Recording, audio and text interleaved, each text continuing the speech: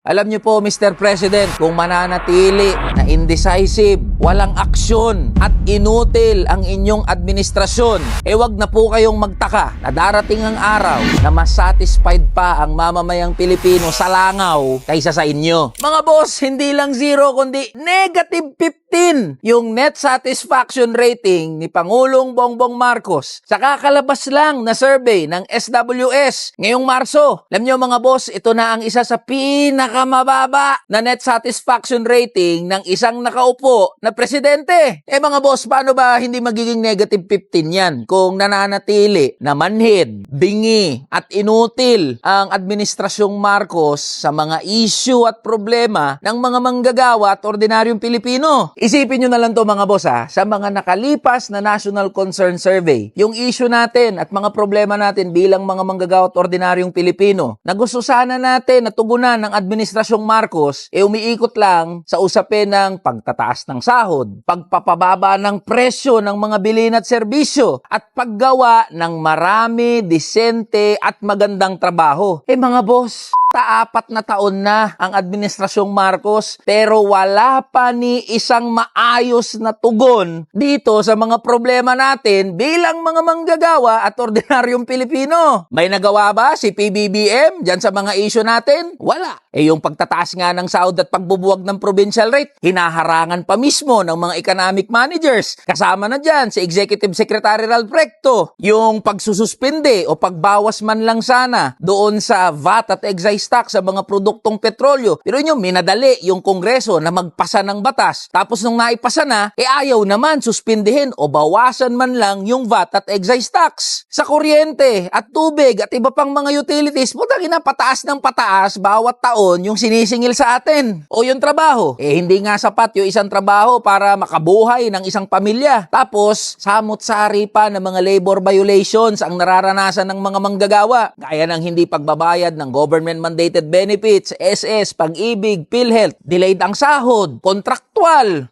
Puta mga boss, sa lahat ng issue na may kinalaman sa pang-araw-araw nating buhay, doon sa kalamnan natin, walang ginagawa ang Administrasyong Marcos. Kaya wag na silang magulat kung bakit negative 15 yung satisfaction rating na ibinigay ng mga manggagawa at ordinaryong Pilipino kay Pangulong Bongbong Marcos. Mr. President, PBBM, magising na po kayo. Wag na po kayong magpabola dyan sa mga sip-sip na nakapaligid sa inyo na nagsasabi na maganda pa rin ang takbo ng ating bansa. Alam niyo po, Mr. President, kung mananatili na indecisive, walang aksyon at inutil ang inyong administrasyon, wag na po kayong magtaka na darating ang araw na mas satisfied pa ang mamamayang Pilipino sa langaw kaysa sa inyo. Tara na, kamanggagawa.